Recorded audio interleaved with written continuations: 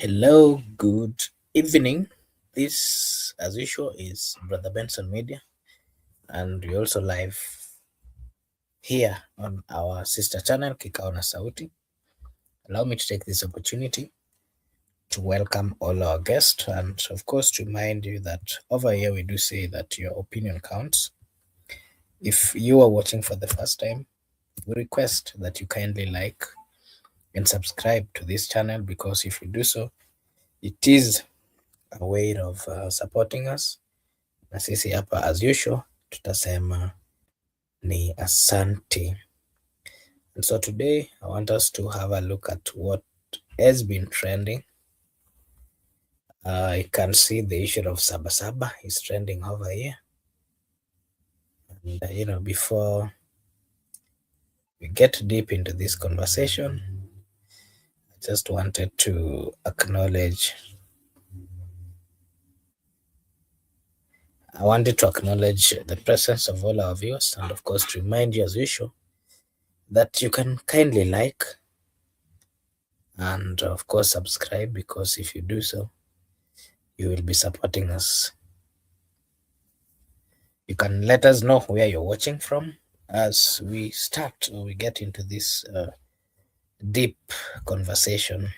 I've also shared a link. If probably you want to come and give your views, you are highly welcomed. And so, welcome back, our people, our good people, to another powerful episode. And so, today, Kenya is boiling. The political pot is overflowing. The streets are tense, institutions are under pressure, and citizens are raising their voices louder than ever. This is one of those weeks where everything seems to be happening let me say at once, where we have protest brewing, that is tomorrow for the Saba Saba. There is also the land scandals resurfacing after quite, after quite a long time, after some period, let me put it so. There's also crime, which is really rising, getting too much in the country, something that is, raising a lot of concerns. Schools are erupting here and there. Issues of, unrest within the school is here. IEBC is also tightening their rules. And of course, the political alliances are also cracking right at the top. So today we are diving into 6 major stories happening and, of course, shaping the countries right now. And first, of course, I'll start with the Saba Saba, how it started, what it means, why it is trending, and why police says it is unlawful.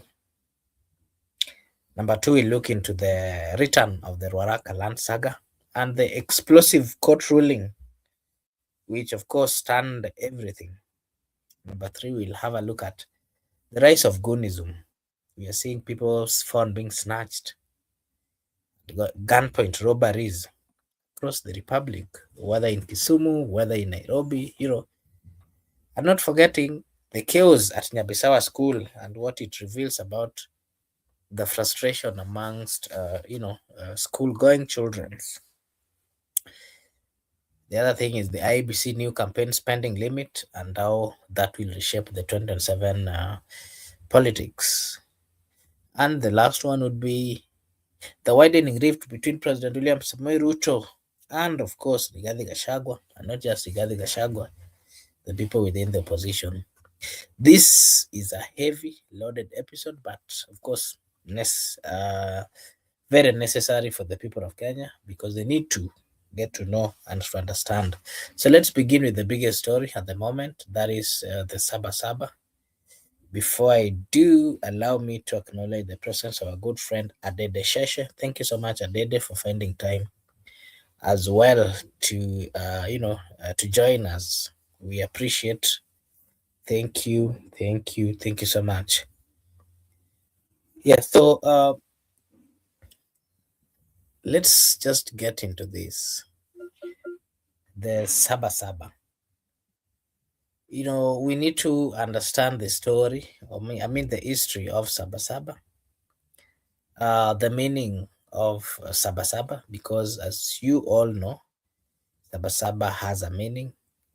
And of course, there's how it started, something that, so many people asking how it did. So that is part of what we want to have a look at. And of course, we want to do a comparison and see how different, or how, let me say how different it's been played within the Republic, because every year we've been seeing Saba Saba. And of course, there's a lot of tension currently on what exactly is going to happen tomorrow. We've seen quite a number of companies telling their workers to work from home tomorrow, while of course others are also waiting to see how things might turn out tomorrow so that they can give a brief, or maybe just let their people gets to understand how it will be happening. So let's start with this. And every year, July 7th carries weight. It is not just a date. Saba Saba is a symbol. It's a reminder. Let me put it so. It is also a warning. And again, it is a promise. And so to understand why Saba Saba is shaking Kenya today, we must go back to where it all began, where the history of it, I think, would give us a better understanding. So Saba Saba began on July 7th in 1990. Kenya was under single party ruling, that is the KANU government, that of course was controlled by the late President Daniel Trotich Arap Moi. The KANU government then controlled everything. It controlled politics, where they decided who would do politics and at what time. They controlled media to an extent that whatever they wanted the media to to tell the people, that is what would happen. They controlled the public space as well, not just the public space. Everything that was being done at that those days would be decided by the people in government. And so opposition voices felt that they were suppressed. And then the activists who were then existing were also jailed. Some of them were even tortured. Some of them were killed. So citizens were intimidated. And that is why now it was like dark days to them. They would not speak about negative things happening in the government. They would not give their views. And so it was tough for them to coexist with the leaders that probably they woke up and possibly elected during those days.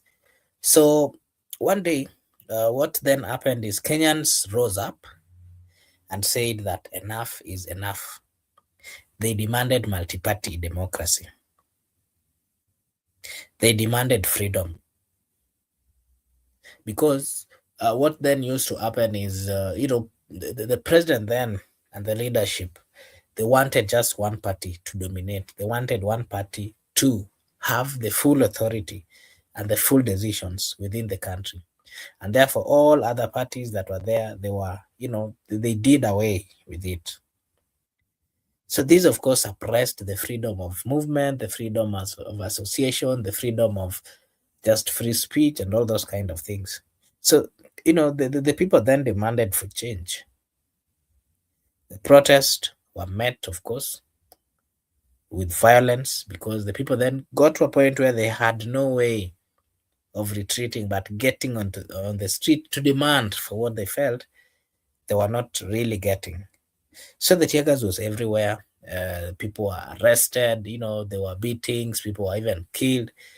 But the movement continued. They said that if this is what is going to cost us to fight for our rights, to fight for the democracy, to fight for a government that would then listen to them, they said that we will proceed with it. And that then I would compare it to what was seen in June 24th, June 24th, 25th of 2024, where we saw quite a number of young people getting to the street. Despite the killing, despite the tear gas, they rose and they walked and they even invaded the parliament. I would compare it to that. So, Kenyans then woke up, just like I'd said, on that particular day, and they demanded multi-party, they demanded freedom, and of course, they demanded change. The protests were met with quite a lot of hostility. That moment then became the turning point that eventually led to the return of multi-party politics. And of course, the leaders then were the late Raila Odinga, James Orengo, and quite a number of Martin Shikuku, and quite a number of leaders then. So Sabasaba is not just a protest. I can call it that. It is the birth of the Kenyans' modern democracy. So someone would then ask, what Sabasaba mean today? Today, Sabasaba represent quite a lot. The many years that we've been in existence, it has always been celebrated. And I would say that it simply represents the resistance against oppression that has continued. But that, of course, has not made the people quiet. They've all also and have been active speaking about being resistant against the oppression from the ruling governments. Sabasaba represent the demand of accountability. That is what we've always seen. Remember the many times that Raila stood up on this Sabasaba day, they demanded for accountability from the ruling government. It reminded the people in government that they have a deal with the people. It is also a representation of the protection of democratic space, which currently we are seeing quite a number of people are coming out to challenge that and to say that the people's democratic space is not respected, because we are at a point where people would come out and give their views and possibly they'd not be listened to, people would be abducted and so forth.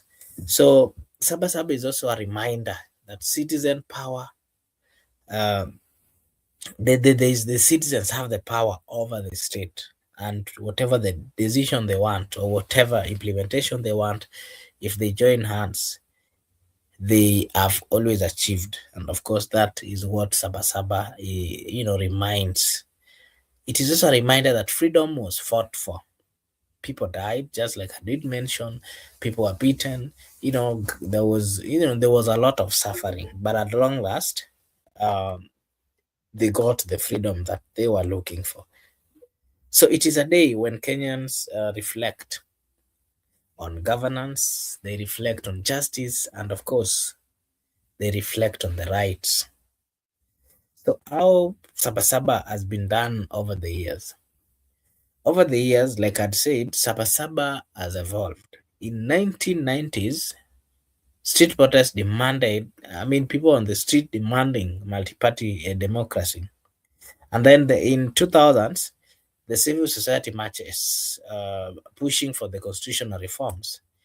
And then now 2010, there was, of course, activists highlighting corruption, police brutality, governance failure, and all those. And all that, of course, led to the rebirth of the new constitution that was promulgated in 2010. In 2020, in 2020s, that is 2020, 21, 22, 23, 24, 25, going forward, what we've seen is a digital activism where youth-led movements and, of course, nationwide demonstration have been witnessed, just like one that is being talked about that will be happening tomorrow. So every era, I can say that they have used Sabasaba to push back against something, either it is corruption, either it is injustice, either it is bad governance, or of course economic hardship. So if I try to compare the Sabasaba then versus now, what we see is that in the early 90s, just like I've said, it was a fight for multi-party democracy. It was, of course,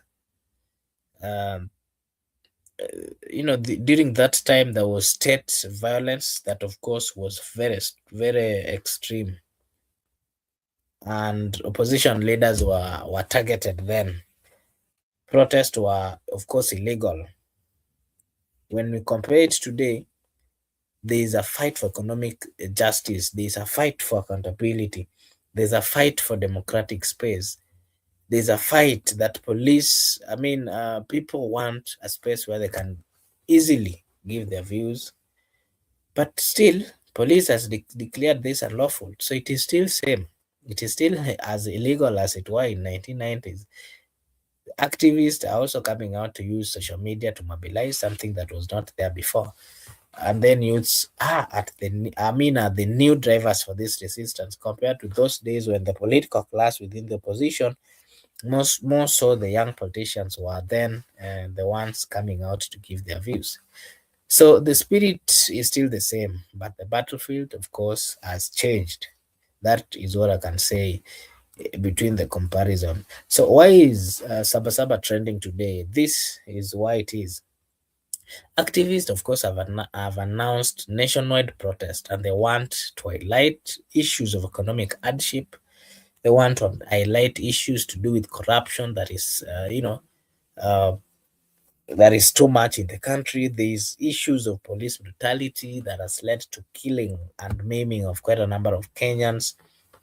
There is, of course, the shrinking democratic space where today you give your views, you be abducted. There's high cost of living where, issues to do with the tax and everything is being increased. And of course, they want to partly address the issues of unemployment, and of course the governance failure, where they say that there's a lot of laxity, there's a lot of lack of priority within the government sectors. But the police say the protests are unlawful, so they claim activists did not follow the Public Order Act, and that up to this evening they had not received any people launching or requesting for the permission for that particular, you know, demonstrations. So they warn of security risk.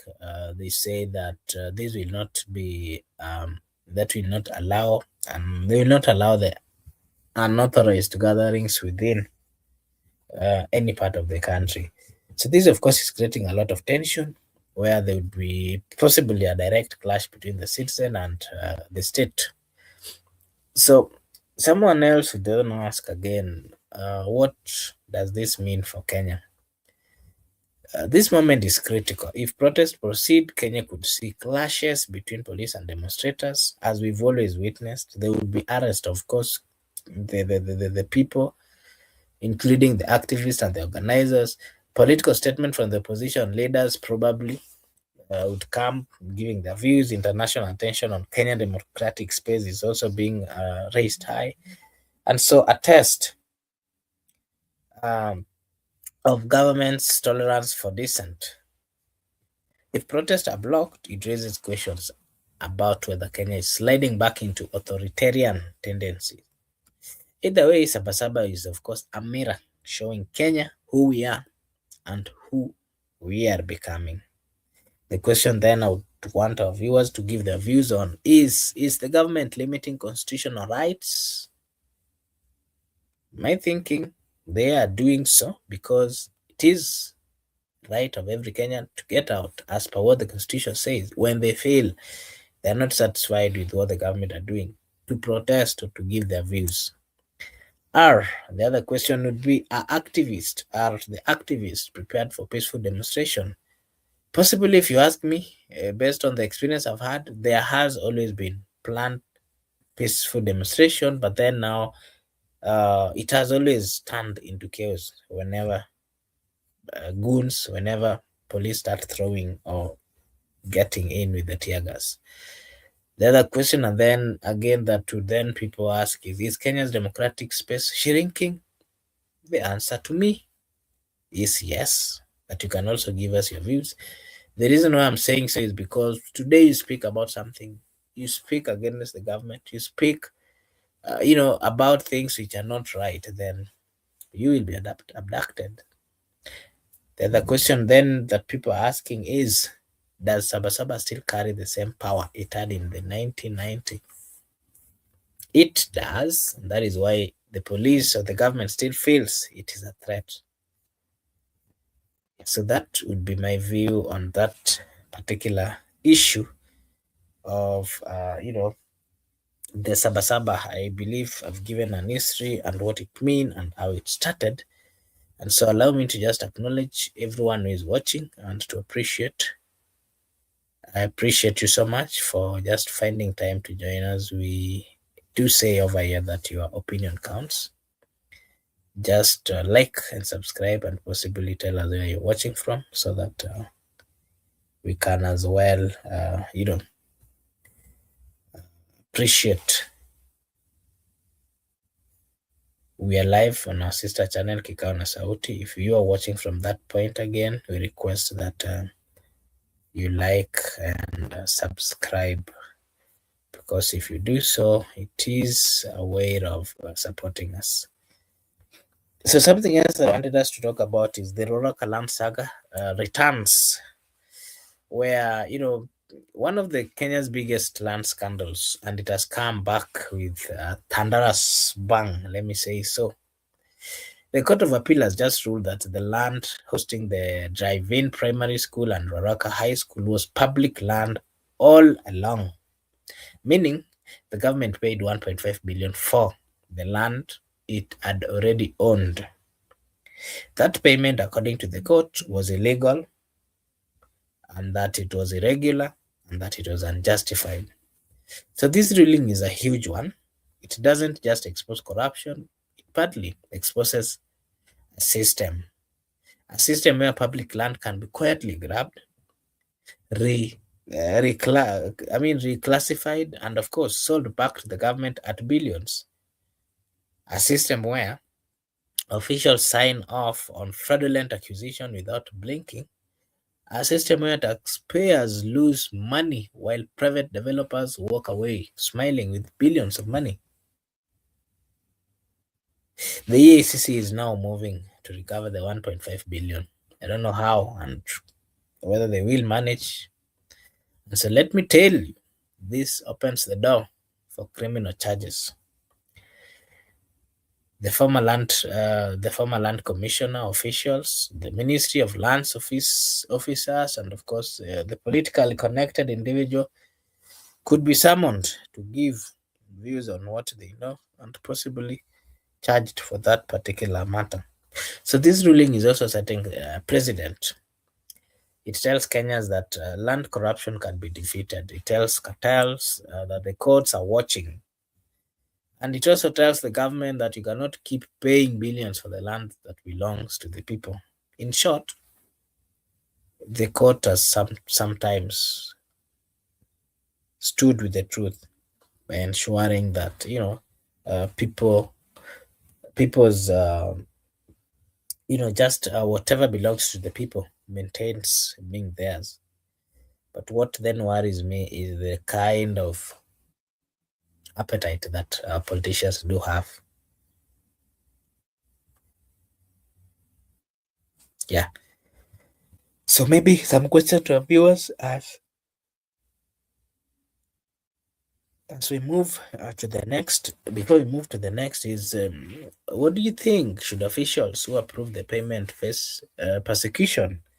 My answer would be yes, they do, because the government has all the records. They would have confirmed to ensure that everything was in line. The other question then that would then people ask is, how many other public lands have been quietly grabbed in the same way? Quite a lot. Only God and good leaders will save us. The other question again would then be, does this ruling restore trust in judiciary, or is it just one victory in a bigger war?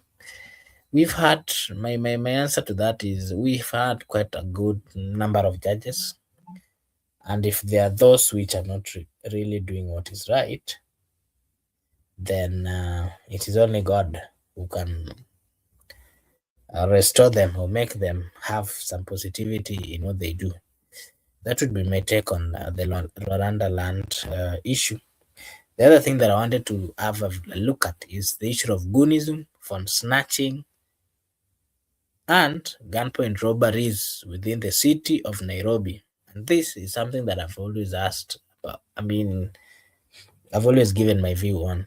I think the government created an environment that then allowed the people with bad behavior, the goons, to thrive. If the government came up with a structure of ensuring that they deal with the goons, we would not have found ourselves in this situation that we are currently finding ourselves in. I remember during the demonstrations that were held in 2024, 2025, government sponsored young people, goons. These people are being protected even by the police. This is the problem because these people now feel that, if they were protected by the government and the police, what is then wrong? They've mastered and they know when and how to operate and how to do all these heel motive things. And so this is something that has been created, let me say, by part of the government. And so they have to deal away with it because this is coming too much. And Kenya is becoming one of those countries where there is no safety. I have said here not once, Haiti started a similar way. When you start giving or allowing goons to gather and to combine with, to be protected, they will come and form a gang, and that gang will possibly even overthrow the government. Those are the challenges that we do find ourselves into when we don't relook into these issues.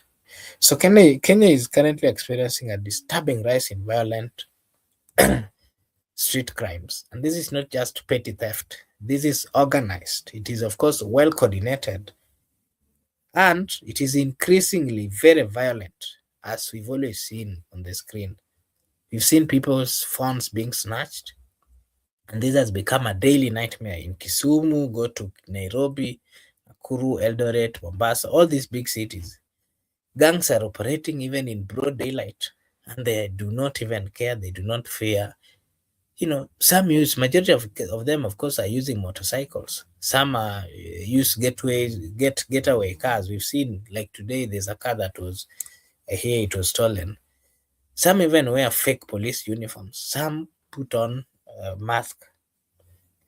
So gunpoint robberies are rising. People are being attacked outside malls, bus stops, and even inside matatus. The other day we saw them in a restaurant, and videos are all circulating in the social media, showing how the gangs are cornering innocent citizens. It is so unfair that today you cannot just walk with valuable things or properties because they will be, they will attract these people. We are seeing the police are saying they're overwhelmed. It is, they say that the gangs are evolving faster than the system can respond. The opposition, we are seeing them having a different view, claiming something else, that some of these gangs are politically linked, which is very true, if you ask me. That certain groups are also being funded ahead of 2027 to intimidate, disrupt, and control their stronghold. That is what some opposition leaders are saying. So my issue, our issue as the people of Kenya, is whether that is true or not. One thing is clear: public safety is collapsing, and that should be the major concern of every government, more so the Department of Interior, led by Murkomen. It is upon the interior government, because that is the most important, to ensure that there is safety and security within the Republic of Kenya. A country where there is no safety, there is no security, will not even attract tourism, will not. Actually, investors will be fleeing because they will feel their properties are not secure. So citizens feel unprotected, which is very true. And crime is becoming a political issue, not just a security one. We've seen every day, whether it is in rallies. The other day we saw what was happening in Kisii. In every rally today, there has to be goons. There has to be killings. There has to be deaths. Something that can be controlled if we have a proper security system, a security that understands their role and are playing it effectively as per what the constitution and of course the expectation of the people are, would not allow or give a chance for such kind of insecurity that we are seeing in this country. So this is a moment where Kenya must rethink policing, rethink community safety, and of course rethink how criminals or crime is handled. And it is upon the leaders to take in control of, look into this, because if they do not do that, it is them who are rich and it is them who has properties that probably would be, um, and would make these gangs to have interest. Yeah, so I think that would be my take on that. The question that I can leave our viewers to give their views on is, are political actors fueling the gang activity in the Republic of Kenya? I will say yes, it is true that they are the ones who are fueling this. If the political class gets together and speak honesty, if they come together and point the negativity without fear, then probably we'll not find ourselves into these challenges that we are seeing. The other question would be, why is crime rising despite increased police recruitment? It is rising, in my own view, because it is the government or it is the security apparatus that have allowed them to move around. The police, from my understanding, they have everything it takes, and everything they have should be in a position to ensure that they assist by all means possible to fight all these crimes. That would be my take. And so, as usual, allow me to appreciate Paulo Kisiangas. Thank you for finding time to join us and, being part of this conversation. If you are watching for the first time, we request that you kindly like and subscribe, because if you do so, it is a way of supporting us. And as usual, we will say thank you, thank you, thank you.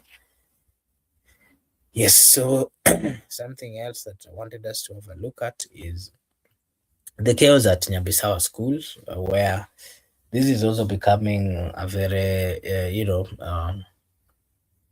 a very serious thing within the school.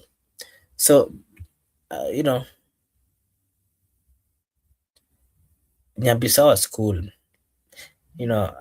it's a place that has become a symbol of, growing youth unrest. So violent clashes erupted involving students and teachers. We saw properties were destroyed, learning was of course disrupted, and the tension didn't come from nowhere. It came from the deeper issues. That part of it, as we were being told, was that there was a transfer of the principal. So reports are suggesting that students are frustrated. Partly, economic pressure is eating families hard. Many youths or students feel neglected, misunderstood, and of course, some of them feel unsupported. So the social frustration is rising. Teachers are overwhelmed, parents are struggling, and school administrations are failing to manage conflict. That is what we are seeing or witnessing. This is not just Nyabisawa. This is a national trend. We've seen unrest in schools across the country. Students burning dormitories, students fighting teachers, students clashing with communities. Kenyans youth are sending a message. They are tired, stressed, and angry. And if the Ministry of Education doesn't intervene, it could escalate into something bigger. So the question I would like to ask is, why or what is driving students to violence? Are parents and teachers losing influence over the youth? Should school adopt mental health and counseling programs nationwide? They should. Let me talk about the IEBC, where we've seen them setting new spending limits. So the IEBC has introduced new spending caps for the 2027 election, and this is partly a game changer, but I wouldn't say so, because it is not strange, it is not new. We've seen them setting. The only issue is, has it been followed? So the presidential candidate will be limited to 4.4 billion in campaign spending. Governors, senators, MPs, and also have their limit. The goal is simple: reduce vote buying and reduce illicit financing and reduce state capture, something that they have no power to do, as from what we are seeing. But critics argue that big parties will simply find ways to bypass the limits. They use proxies, they also use friendly organizations, they use digital platforms that IEBC cannot fully monitor. Smaller candidates, however, may benefit. They may finally compete without being drowned by billions. But again, that is not possible here in Kenya. This move reshapes how campaigns operate partly, but it affects the fundraising. It affects messaging. It affects strategy, and it may reduce corruption or push it to underground. But I don't really think so, because I don't think the IEBC has the mandate. Has always managed to. To control this. I don't think so. I don't think so. Saba, yeah, that would be my take. Something else that I wanted to talk about before we close is Ruto versus Gachagua. The rift widens. Yes, Ruto, the president is reportedly told allies that the other day, was it? I think it was, yeah, it was yesterday, that Gachagua did not help him secure victory in 2022. That he carried the mountain vote alone, that he built his own support base. Gachagua responded strongly, saying he said he delivered Mount Kenya. He mobilized resources, he protected Ruto's vote, and he warned that Ruto will not receive same support again if he continues sidelining the region.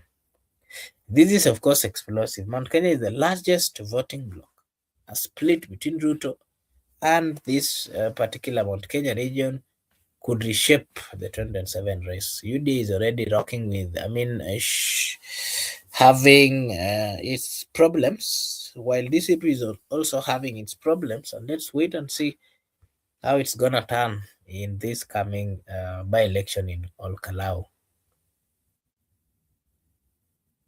So this is not just a disagreement, this is a power struggle, a struggle of control of the mountain, and a struggle for influence, a struggle for 2027 position.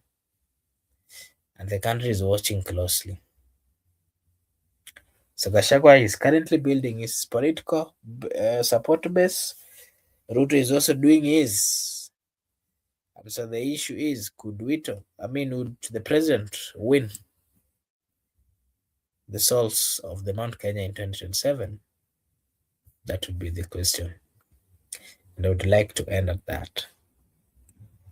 Thank you so much, everyone who joined. Thank you for giving your views. Thank you for finding time to be with us.